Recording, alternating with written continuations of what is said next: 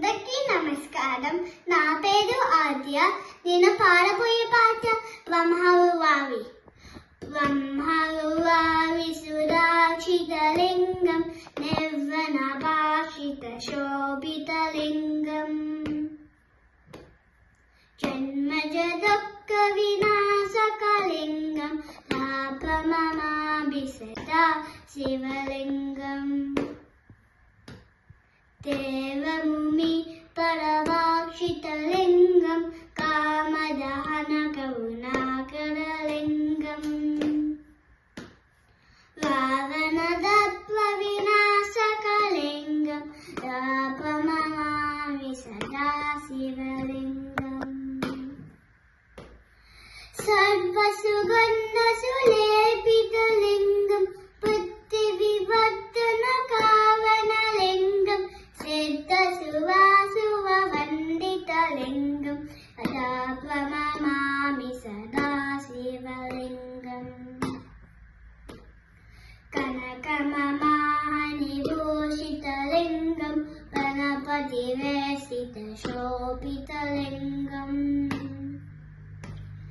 దశతయత్న వినాశకలింగం తాపమమామి సదా శివలింగం కుంకుమక్షన్నాలేపితలింగం పంచదహాన శోభితలింగం సంచిత పాప వినాశకలింగం తాపమమామి సదా శివలింగం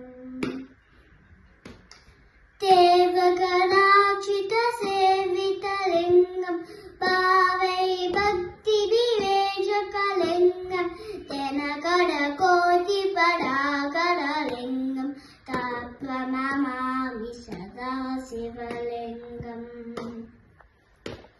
అష్టదలోల పరివేష్టితలింగం సర్వసమర్థవ కారణలింగం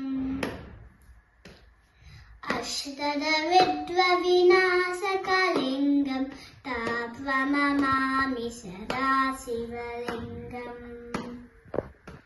సురగణ సురవర సేవితలింగం సరవర పుష్ప సరాక్షితలింగం పరమపదం పరమాత్మకలింగం తాపమమామి సదా శివలింగం లింగాస్తకమిదం పుణ్యం యా పతే శివసన్నిధౌ శివలోకమహాపుంతి శివేన సహ మోదతే. ఓం నమః శివాయ. By by.